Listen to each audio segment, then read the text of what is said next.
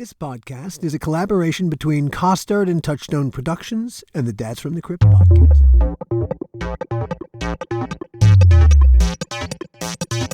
Hello, everybody, and welcome to another installment of the How Not to Make a Movie podcast. I'm Alan Katz. And I'm Gil Adler. Today, we're going to talk about what makes an actor castable, what makes them believable, why do we cast the actors that we cast?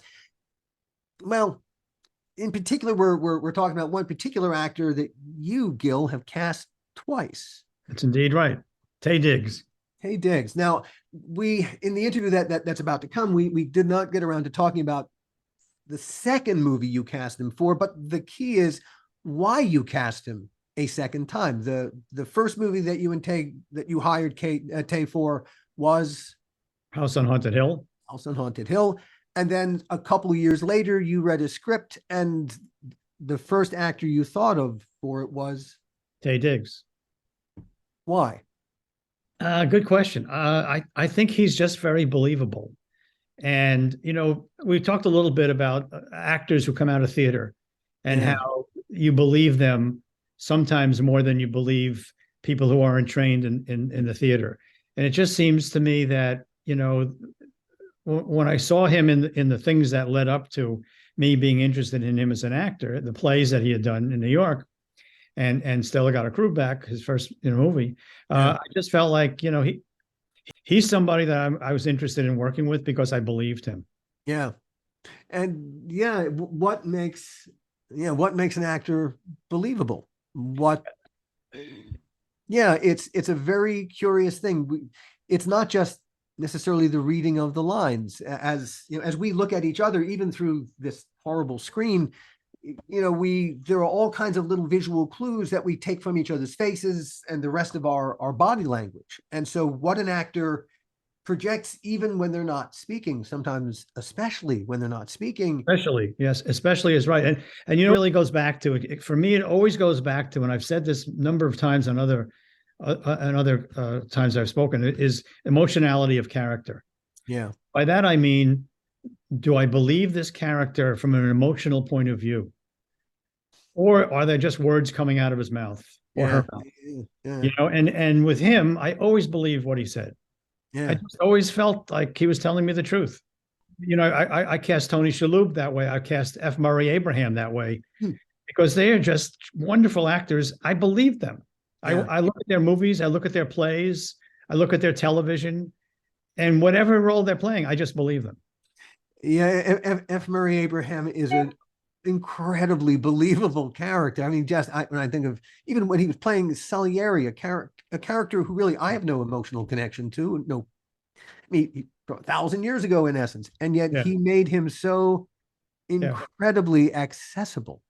Yeah. And everything he's done, as has with Taye Diggs as well. Yeah. Everything I've seen, I just believe. Yeah, that is one of the most striking things about Taye's work. He is incredibly believable. Well, gosh, how does an actor do that? Here's Taye Diggs. You went to Syracuse University. Syracuse University, and got your Master of Fine Arts in musical theater. The BFA. I'm sorry, the BFA. All right, I'll get this right eventually. So you got the BFA, excuse me, in musical theater. Now, were you? There's no nice way to put this. Were you a theatrical type before you went to Syracuse? I was. I didn't know it yet. My mother had the foresight. She saw it early. I thought I was an athlete, really? but I was a little small, making the transition from junior high to high school. And because of that, I sat the bench, and I was kind of homely, kind of nerdy. What were your sports? What were your sports? I played soccer, tennis, and track. And it was track is when I realized that I was in a completely different atmosphere, solar system than some of these older, more developed kids. So it wasn't until I transferred to Rochester School of the Arts, and that's where I kind of found my tribe and was able to thrive. Had you been in any plays before you went to Rochester? No, no, I had been in one church play, sang in the gospel choir poorly, had crazy, crazy stage fright. Huh. But thankfully, at Rochester School of the Arts, they broke me of that, at least enough to enjoy performing, and I kind of found my calling. How did they cure your stage fright? I think it was just the repetition. You know what I mean? It was, The confidence that at least you had this down in your head. sure, sure. Well, you take classes with the same students that you're performing with and for. So you mean So, the repetition of, well, just the community. sure, sure. Practicing in class and then doing it on stage. And it's just, Yes, I yes, think, yes, yes, yes, yes, yes. masters like Kobe Bryant will tell you, if you do something 15,000 times, it doesn't matter if you're nervous or not. It's just muscle memory. So it was that, because I still get scared today, but as long as I have enough rehearsal, it is like a muscle and you just let it do its thing. Indeed. Indeed, indeed. And when you get really good at it, you feed off that. You need Sure. that nervous energy. If you're not feeling it, that probably means you're not feeling it. I mean, people say that, but there are a lot of times it's usually only when it's stage. I really wouldn't mind not having that because it can get, it can really be distracting and take a Fair certain enough. amount of concentration to get through it. Sure. And there have been times when I've been so nervous that I've gone up on lines, or there was this one play. I was in a soldiers play off Broadway, New York City, Sure. and I think Denzel Washington was in the audience, and he was in the original, or the original movie, A You Soldier knew he Story. was in the audience. Yes, of course, of course. Okay. So And it I took you had out of your head a little bit. 100 a lot. It took me out of my head a lot. Yeah. Yeah. I'm gonna put me in my head actually, too much in my head. And I had this Sure, beginning sure, sure. monologue. You were sitting in the Um, audience next to Denzel watching you. oh, I was in his head, judging Oh myself. no, you were seeing your performance through his eyes. Yes, Oh, that's a yeah, lot of yeah, gymnastics inside your head while you're trying to act in a very good play. right, right. And I Okay. had this, All like 5-page monologue, and I kind of tried to let my muscle memory take over. And before I knew it, I had started to repeat a certain part of the monologue, no, and I no. didn't realize it until, like, yeah. So I had Gosh. to, like, while I was. This is where actors can, I really give it up to actors, because while I was in the middle of repeating it, I had to figure out where I had gone wrong and how to jump back to where I needed to be without, trying to not let the audience figure it out. Mm. But again, I got through it. But the great thing is that once you flub like that, um, the rest of the show is a piece of cake. Surely, Yeah, surely. yeah, Oh, good. Oh, that's good to know. yeah, All right. So, you have it's an excellent experience for you at Rochester. yeah, yeah. Rochester was cool. It was a big enough city, that there was stuff for me to do, but Mhm. not so big that I got in trouble. You know what I mean? Sure. We had a nice little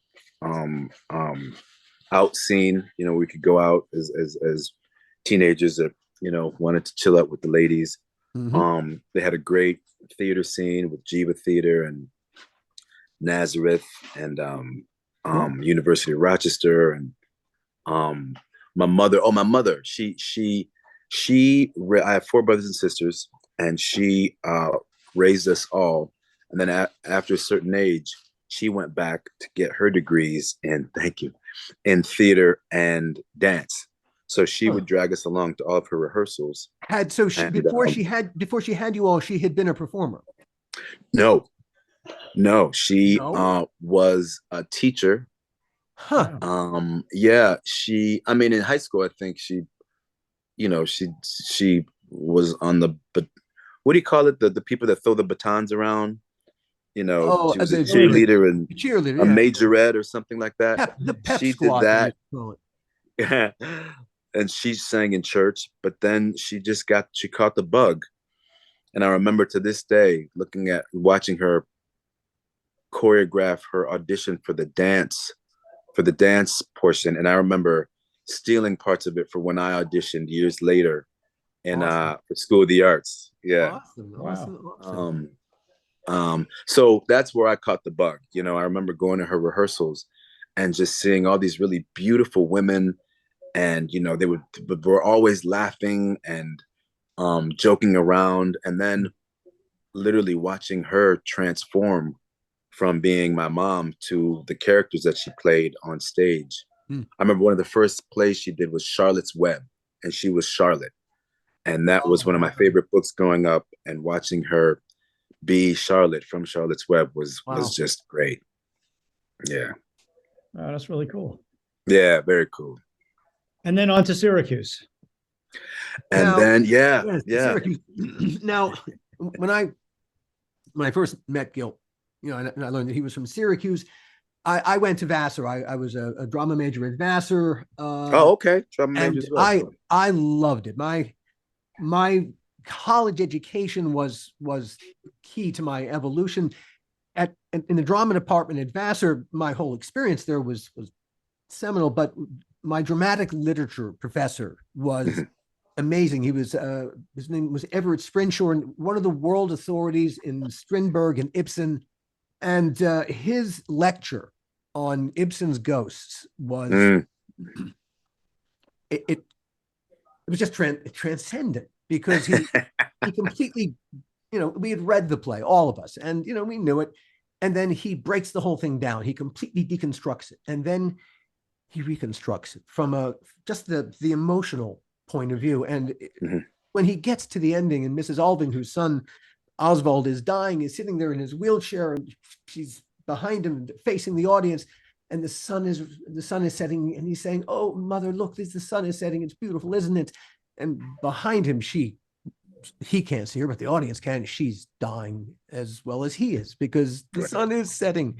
It's a thunderous moment of theater, and I suddenly understood what storytelling is supposed to do, and what writing is supposed to do, what theater. Well, I'm still talking about it 40 some odd years later. So obviously it made an impression. So for me, my college education was 4 years of awesome. So then I meet this Gil Adler, becomes my partner for a decade. And, one of the first things we talk about, hey, where'd you go to school? Of course, that's always the talk. And he says Syracuse.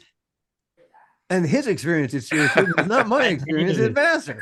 I hated it. The 4 years of my life that I would gladly give up, change in any way possible. It was the worst experience of my life. The only thing good that came out of it is I was living in the dorm, Sadler dorm, with the football players. And in those days, Larry Zonka and Floyd Little were the big football players. And I didn't know them, but I wanted to know them. I worked in the cafeteria. And so did you by any chance take a thorn out of anyone's paw one day? No. They tackled me at the elevators one day inadvertently before a big game against Oregon State. And so the next thing I know, I'm lying in my bed in my room, and I'm looking up at Larry and Floyd, and I'm like, "Am I dreaming?" Because I know these guys are in the dorm. And they go, "Are you okay? Are you okay?" I go, "Yeah. Why?" Well, you got off the elevator, and we were playing, little football. Touch football wasn't so touch. It touched me, all right. So I became really good. You got taken down by Larry Zonka and Floyd Little. And Floyd Little. Yeah. And lived to tell about it. Well, the funny part was I became really good friends with them because I also worked in the cafeteria, and I controlled ice cream. And chocolate ice cream was a premium. And so I would tell people, "Nope, there's no chocolate ice cream," and I'd save it for my friends. So Larry and Floyd would come over, and they go, "Gil, we want." And I go, "Oh yeah, I got plenty of it. I got the goods. You want a 5-gallon drum? Just put it under your shirt." You were the emperor of ice cream. Good God. I went to Floyd's wedding. Wow. Oh, okay. So you're not just talking. That's real stuff. Okay. Yeah. Oh yeah. Yeah. That's great. Long time ago. That's cool.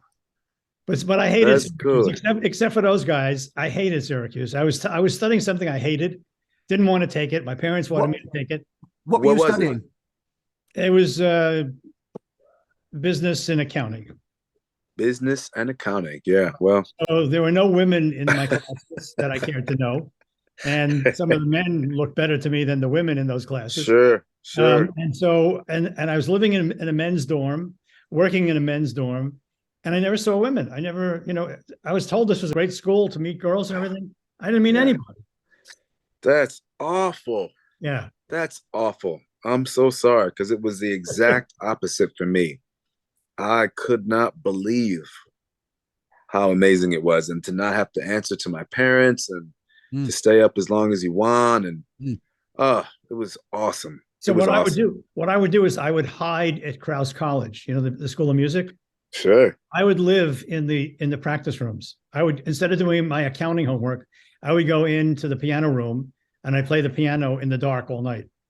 That's a movie right there. That's a Yeah. movie. You Anyway, should think about that. I love Krause College to this day. When I So see the great. university, Krause College to me is the place. It was so great. Yeah, and just walking by those rehearsal halls and hearing all the music, and it Yeah. was really great. Really, really great. I loved it. Yeah, I had a lot of classes that were there, voice classes. Mm-hmm. It's awesome. And Awesome. were you down at the theater department on Genesee as well? Uh-huh.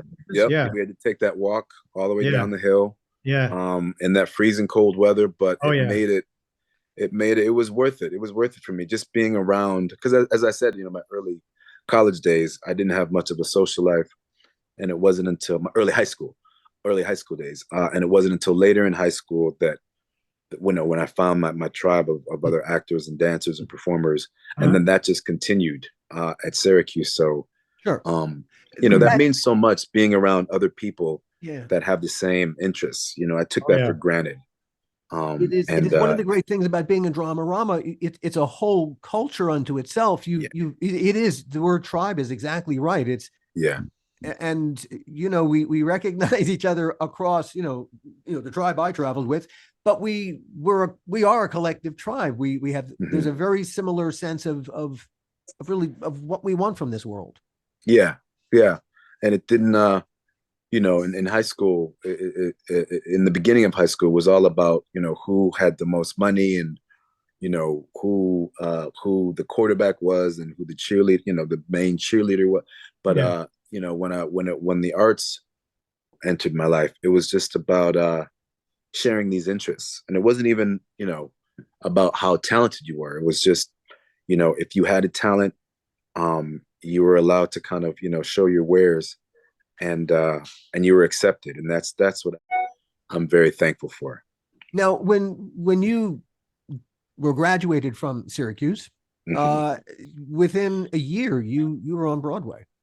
Yes, yeah. I don't know what now there's all this talk about manifesting and law of attraction, and I had no idea what that was when I was younger, but I knew somehow, I don't know if I was cocky or overconfident, but I just knew that I was going to make it. And I moved to New York City because I was told, I wasn't told, I figured I had the best chance of working there Sure. because of a Broadway and because of the music theater.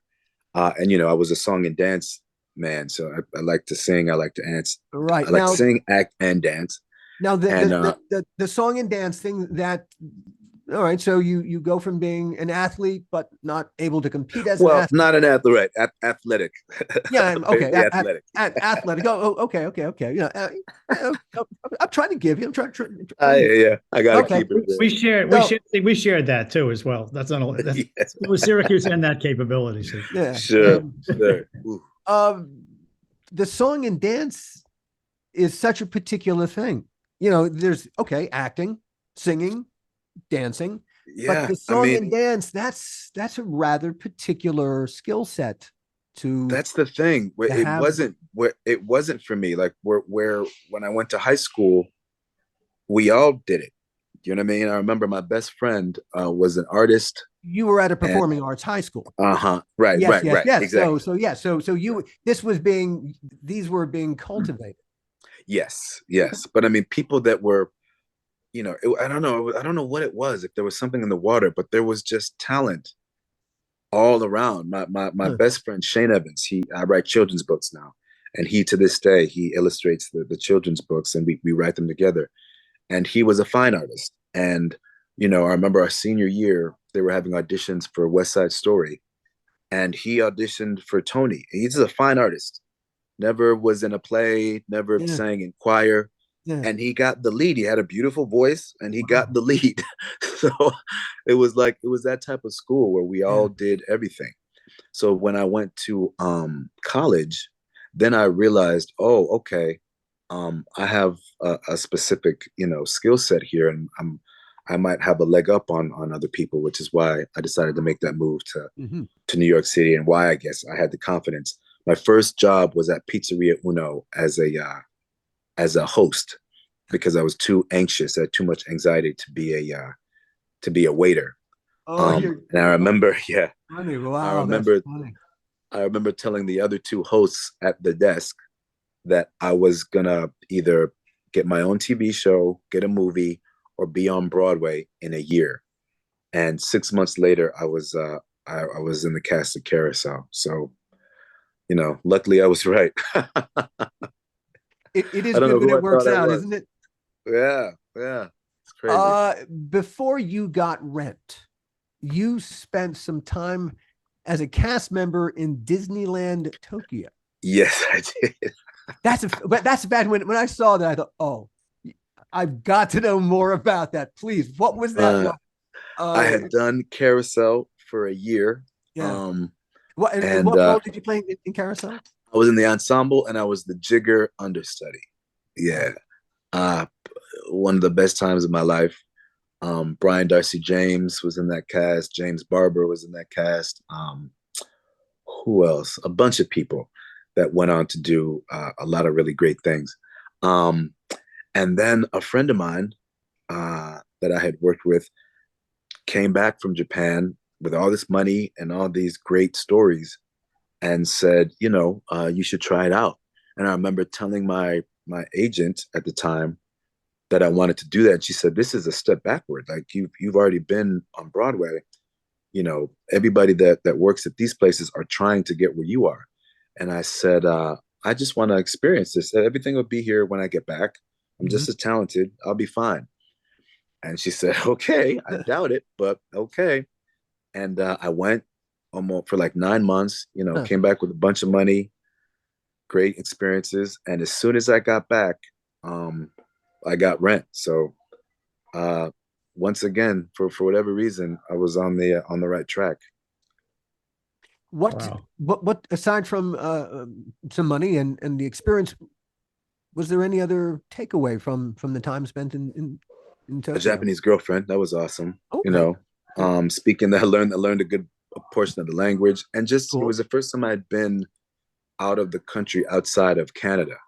So Oh, just culturally speaking, oh, it's my eyes were opened. Yeah. it's a fascinating experience. I've been to Tokyo a couple of times. Uh, it must be what it's like to be completely illiterate because none of the Yeah. language means anything to you. Right. Right. Must as well be Greek or Japanese. It's it's It was really well. yeah. Aside from the food, which is you can which is beautiful. The Right. plastic food, and there are no addresses. The whole address in Tokyo, the address system is really it's not how we it's not a physical street address. It's Yeah. complicated. And so if you Yeah. had to go find someplace, oh my God, it's impossible. Yeah. That's where the girlfriend came in Oh my handy. You God. know what I mean? Yeah. Yeah. Hmm. That's where that came in handy. But it was they have so many different. It's like they have different styles of the language. So the opening, when you're first learning, it's fairly easy. You know what I mean? Hmm. But then they have the way that you speak when you're working with other workers. Then they have the way that you speak if you're speaking to someone's parents. And then they have the way you work it, the way you speak if you're, if you're making a certain amount of money. So on my base level, it was pretty easy just to communicate. Mm-hmm. But after that, then it got pretty difficult. Boy. Mm-hmm. But Yes, it can. it was an amazing experience. It's something I want to get back there. It's been over 20 years, Mm. and I'm sure it's changed. But they were texting back then. It's when it came to their technology. Mm. They had cities where there were shops where Americans weren't allowed in because they wanted to keep what they had kind of top secret. Mhm. It was a trip. It was a trip over there. Mm. All right. So, Rent. Yeah. You were in Rent for how long? Well, maybe 2 years. I think 2 years. 2 years. Yeah. From off Broadway to Broadway, and then winning other Tonys, and then I So left. that's so it's 2 years doing Rent, a year doing Carousel. Yep, That's year that doing that, that Carousel, a year okay. in Japan about, and then 2 years doing But doing what I'm Rent. going for is that's a lot of singing the same song again and again and again. Does Yeah. are there were there songs that you have to do again and again and again that never get old? And are there songs that do get old? That show, it never did, because there was always something that came along that made the show fresh again. You Hmm. know, the music obviously was amazing, so we rode on that for the entire run. But we were off Broadway, and then we became a hit, so that gave us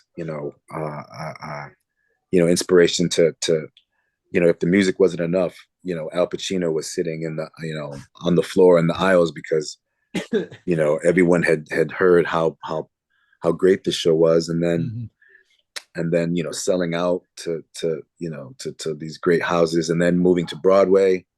you know You had clearly gotten over or had gotten better at dealing with the fact that a Denzel Washington was sitting in the audience. sure, yeah, 100%, 100%. Did you find So, yourself hoping that there were some some people out there that might give you? I mean, what did that do to a performance, knowing that someone that you wanted to perhaps impress was out there? oh well, we were spoiled. We were spoiled. It was my second Broadway show, Mm, and to be a hit, mm, and that kind of hit, mm. that was hitting people, Monster. on so many different levels. Very rarely can you be a part of something that is a trend for all the right reasons. So we were walking around like our shit didn't stink. Mm. Um, and at the same time, trying to remain grounded, but trying to figure out what the next move was. Everybody was trying to figure out, where they wanted to sign with this record deal and what TV show they were trying to do, or, the next play or the next gig. So that started to become a little distracting, Mm. I have to say, because we all knew this was kind of lightning in a bottle, and we were trying to figure out what was next. Um, Yeah. yeah, You your first feature then was Stella Got Her Groove Back. How did that come about? me and Angela Bassett. I was performing in Rent in the evenings. I had gotten a gig on the daytime soap Guiding Light, so I was doing that in the day, Mhm. and I got the audition for How Stella Got Her Groove Back. Excuse me. I remember reading the breakdown, and it said tall with dreads. And I had a shaved head, and I'm barely 5'9".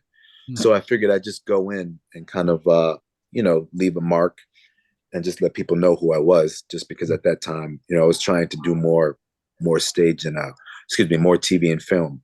Mhm. So surprisingly, I got a call back. um I nailed the call back, and then um Angela Bassett and myself, we had the same agent. um so my agent said, you should see this young kid. um he's in this popular play called Rent. So apparently she went to see me, Angela Bassett went to see me in Rent, and wasn't impressed.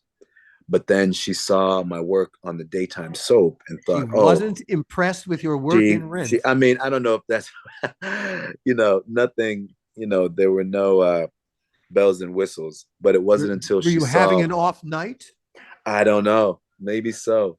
But I will say I Were had the you smallest repeating role. lines that having gone up in the that you were repeating? Oh Maybe Oh well, no, maybe she was having an off night. Let's put it that maybe. way. Nice. all right. Thank you. I like to remember it that way. Yeah. But I played this character, this record producer called Sugar Hill, Damien Sugar Hill. I can't believe I remember that, on Guiding Light, and he Yeah, had, she could see more of the personality of someone with confidence and swagger. Um, when it was on TV as opposed to stage. Sometimes stuff sure, can get lost in between the stage and the audience. sure. But when you're watching something on a smaller screen, Well, she related to that character and brought me in for a screen test. the thing about, all right, and talking as someone who has cast a lot of actors, Right. I've never cast an actor to act.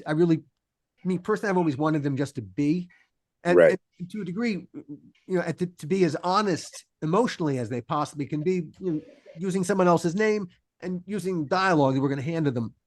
But it's that who they are comes through that screen, little, Right. small, whichever, and it's a thing that you can act. And Yeah, it's I guess. Yeah. and so I'm the camera loves you. Oh, okay. I hope so. It is simply a fact that a lot of who you are, it simply flows through the lens and out into the wherever it's going to go. So One thing I've noticed through my career in terms of actors and working with them is that I have a predilection towards people who have a theater background. And that's probably because I have a theater background as well. But Okay. I also look at it and I go, those people are not afraid to invest in the emotionality of character. And to me, that comes across. And maybe sometimes if you're not sitting right in the real close in the theater, you don't catch it, but you will catch it in close up. So it just feels to me that the people who have had theater backgrounds seem to be able to nail it faster, quicker, get there quicker than maybe others who haven't. Yeah. Same in my experience. And there's a level of discipline and commitment. Generally speaking, this is saying nothing of screen actors, but in my experience, there's it's a different. We come with a different set of tools. And sometimes it takes a minute to calm us down and to kind of lower our voices and to rein it in energy wise. But once you get one of those actors that can monitor that, then I think then the sky's the limit. Yeah. So Ms. Bassett recognizes your tools. Right. This is a well-stocked tool shed. Yeah. And the next thing she does is she says, "Yeah, let's have them audition with two other gentlemen. A screen test. They don't do these much anymore, but it was like a chemistry test on screen that they filmed. And of all times to forget my lines, I remember this one scene, sitting across from Angela Bassett, holding her hand, and I couldn't remember how the scene began. And I remember looking at her, just smiling, and she just squeezed my hand, and I could tell through. She was telling me to just be okay, just relax. Oh dear. And I remember her squeezing my hand and kind of rubbing it, and then I was able to kind of fall back into my body and start, because I had to do the accent, and I wasn't very. How do I say this? I was confident when it came to my talents, but not confident as a human being. Sure. So, sure. once Yeah. she once That she was, kind but of that was then. That was then. Well, it's still, I'm still going to Really? therapy for my Oh, self-esteem these oh. days. Well, hey, Uh, I'm also in therapy and issues, but yeah, it feels like you're doing great, man. Just one, yeah, yeah. one guy who's wrestled with the very same things, and I feel it, and Yeah, I, I, yeah, I, I feel that struggle. God, I feel that struggle. yeah, Anyway, yeah. I sorry, gotta, sorry, sorry. I gotta tell myself that most days. You're But doing yeah, great, man. You're doing great. thank you. And hey, you were the whole reason that Stella got her groove back. And hey, it's in the script, but you still have to sell that. Totally, totally. And thankfully, I've never had an issue doing that. When the audience is in front of me and then or that camera, it all comes out, and that's been a blessing. Yeah, it's never gotten in the way of bringing in the money, so I'm okay. I have to confess, once I left the Crypt group, and they all went on to do the couple of horror movies, House on Haunted Hill, among them. Right. Uh, I've never watched those movies, and I'm never going to watch those movies. So I will apologize that for this part of the conversation, I'm going to have to step back because it's personal. It's personal. Well, I got fired, so fuck everybody. with House on Haunted Hill, to tell you the truth, I looked at the dailies and I agonized over the cut, et cetera, et cetera. But I don't watch the movies that I make after they're done. Yeah. I can't. Right. It brings up too many emotional events of what happened surrounding the day of shooting that nobody knows about, maybe Right. never even happened on the set. But it was Right. something that I had to deal with. That's just not where I want to go. Sure. Now, I So get it. haven't seen it since, but that's when we first worked together Right. on that movie, and Jeffrey Rush was in that movie, and Yeah. we had a great really cast, great really Yeah. cast. great cast, and Great cast. and it was a delightful experience. Ultimately, on a Who day-to-day directed? basis, probably would have felt differently. Who directed? Ooh, I forget. Um, Short guy. I think wasn't he from the Tales of the Crypt? Oh, Was it Bill was it Malone? Bill? Was it Bill Yep. Malone? Oh, Bill's Yeah, a wonderful director. 100%. Bill's great. yeah, Oh, Bill did a okay. great job. Yep. Yeah. Okay. Yeah. It was Sorry, freaky. Bill, It was that a freaky it movie. took these guys so long to remember your name. I just wanted to make sure that I wasn't quoting another director for his credit. But okay, so uh, you got an award. You got a Blockbuster award for your work on House on Haunted Hill. I forgot about that. Didn't you? Yeah, Okay. yeah. It says so. So you must have. So hey, it must have something in being there must have brought something special to it. What's the story about? I'm Oh gonna my goodness. I'm gonna speak for all the members of the audience who have never seen this Oh this my So lord. Well, movie. yeah, I'm gonna need your help, Gil. Yeah. It's Okay, a go ahead. remake. It's a Yep. remake, right? Vincent Price was in the original. Right, it's a remake William of Castle. William a castle Castle. movie. Yeah, okay. Yeah. Right, right. And there are a bunch of people get invited to a haunted house for some kind of a party. Um, What they think is a party they have an opportunity to win $1 million. And right, and then right, things go awry. And if you want to see right, more, you right. want to know more about that movie, go rent so we can make some money. Yeah, but I mean it's scary and it's fun and it's William Castle and it's Tales from the Crypt-ish. Yeah, very much so. And it was number one that weekend. Yeah, it really I was. Yeah. remember. Yeah. Yep, I remember. Where did you make this movie? Santa Clarita. Santa Clarita. Yeah, Yeah. downtown Santa Clarita. I had to schlep out there Yeah. every day. Oh, Yes. I remember my partner in crime was Ali Larder. We were like the Oh yeah, young people. yeah, Yep. And then Chris Kattan was running around making everybody laugh. right. Um, and Famke. Yeah, I remember it was I think that was my first movie with stars of that caliber, I think. Yeah, it was a huge deal for me. Um, I'd never worked with, the likes of a Jeffrey Rush or a Famke or yeah. So that was a big well, deal. Angela, come on, After Angela, excuse me. Yes, Angela. I mean, after that. she's Excuse me, you're absolutely right. Yeah, I'm spoiled. Yeah, I Angela, forgot. I apologize for the good God, who are these people? My bad. She was so humble, and yeah, it was as if she were family. Hmm. Um Hmm. yeah, you're right. Yeah. Boy. No, Sean, no, what no, a but charm but but guy. but but you had I mean, Jeffrey Rush, Academy Sure. Award winner. Yeah, yeah, yeah, yeah, yeah. Yeah. He's I did not impressive. have a bad go of it. Yeah, it was I had a ball. I had a ball. Yeah. Uh, yeah, I've never heard anything from that set that was terribly unhappy. You know, Bill's a lovely director and a Sure. lovely human being. So, like I said, I've got nothing else to say about that movie. I got fired, so screw y'all. I have a lot to say about that movie, but not for this interview. Not for this.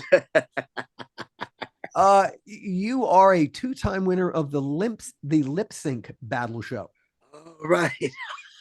These are just Right. when I found out these things about you, because having never met you before, these were just fascinating things that acting schmacting.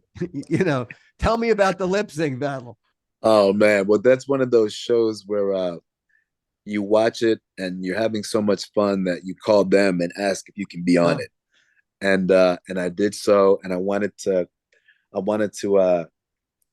make a splash and try to do something that I didn't think anybody else had done yet. So yeah, I did that. Though I did first one was Madonna, Vogue, and I think I performed against Neo. Hmm. And then the second one was like a tribute to Christina Aguilera. Yeah, That is yeah. that's So hilarious. Okay. it was fun. I mean, it was a great experience. One of those, actors always kind of want to be singers, and athletes want to be singers and whatnot. And it was Where we were able to kind of reverse roles for a bit. So I where was does able that to. award sit in your house?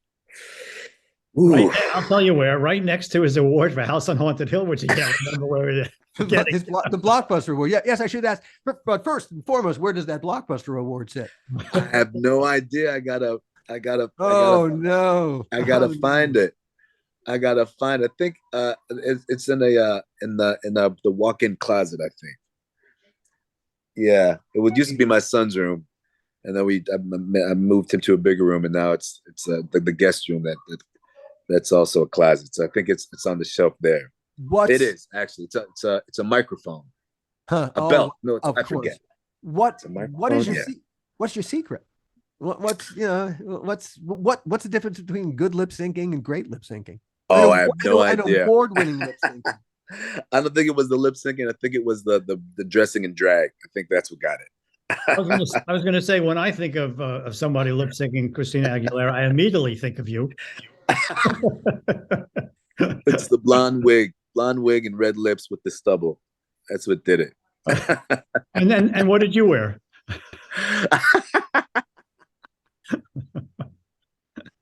Sorry, couldn't Oh resist. man, I gotta say, I've been around. I've done some things. It's been okay. It's been What okay.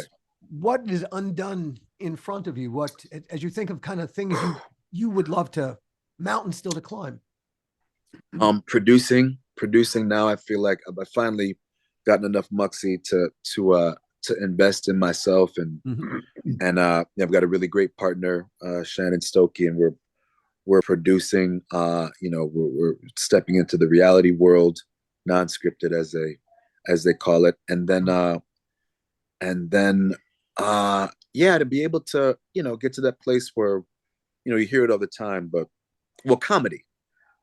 I really when it comes to the acting, Mhm. um, this whole social media craze has kind of awakened my realization of I just like to be silly, and the few comedies that I've done, going to work every day and laughing all day every day is just a really great experience, and it makes the time go way quicker. Hmm. I enjoy what I'm doing more. So whenever this gig ends, I'm currently on All American Right. CW right now, but whenever that stops, I'm definitely gonna gonna look towards the the comedy scene. Mm-hmm. As as well you should. So That's great. yeah, there's I Sort of an cannot Alan. imagine the Let me try to explain a little bit. It's sort of analogous, Alan, for you and me in blood and guts and gore. That's how he feels about comedy. yeah. It seems such a natural it's as natural as all the rest of your theatricality. It's Well, I enjoy it the most, I gotta say, yeah, and it yeah, took no, me a minute to realize it, but I enjoy it the most. we always looked at Tales from the Crypt as black comedy first and foremost, horror, Sure. um in fact, when I arrived in Los Angeles 1,000 years ago, uh I was here to do comedy.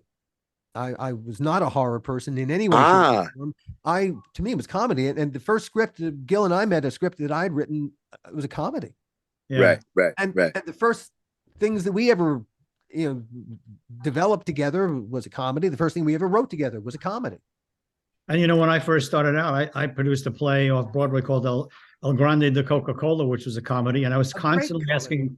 asking Joe Papp and Bernie Gersten for a job for like 10 years and doing anything and just wouldn't, they kept saying, you're going to be a producer and you'll leave. So we don't want to give you a job. And I would say, but if you don't like me, just say you don't like me and throw me out. Okay. Just don't do Yeah, bullshit. And they would say, no, this isn't bullshit.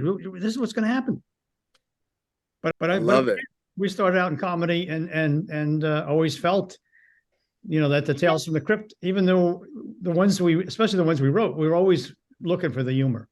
Yes, I think 100%. I mean, I think those two they go hand in hand, right? They do. Horror and comedy. That's always whether it's Claw tongue and in cheek claw. or just straight out obvious laughter. Yeah. Yeah. So, comedy, you've done comedy. My God, dude, comedy should be the next mountain peak you not just climb, but master. I mean, I certainly hope so because yeah, I yeah. really love it. I really No, love I it. mean, just having never met you and just having had this lovely conversation with you, my God, I'm tempted to write something for you. Okay, then it'll be a different kind of black comedy, right? Hey, we have to experience it all. And it's funny. One of the challenging things these days is how do we write in other people's voices Yeah, authentically? It's more of a challenge now because there is the risk of not just being inauthentic, but really looking inauthentic in horrible ways. And yeah. That's it's an interesting conversation because yeah, as an actor, we there's a certain amount of ego that comes with any actor that is worth their weight in salt, where we think we can do anything. You know what I mean? Mhm. So a truly. lot of times, especially when it comes to the way certain African American literature or culture is looked upon, it can be very specific and discussions of authenticity and whatnot. It's all understood, but there also for me is something to be said for being able to take anybody's writing and make it your own. You know what I mean? And put something on it that makes it authentic to you, Hmm. no matter what your cultural background may be. And that's a part of this business that I've also really grown to love. Mhm. Um, uh, what I love about House on Haunted Hill, and one of the main reasons why I jumped to do it, was that my character, I don't think, was written black.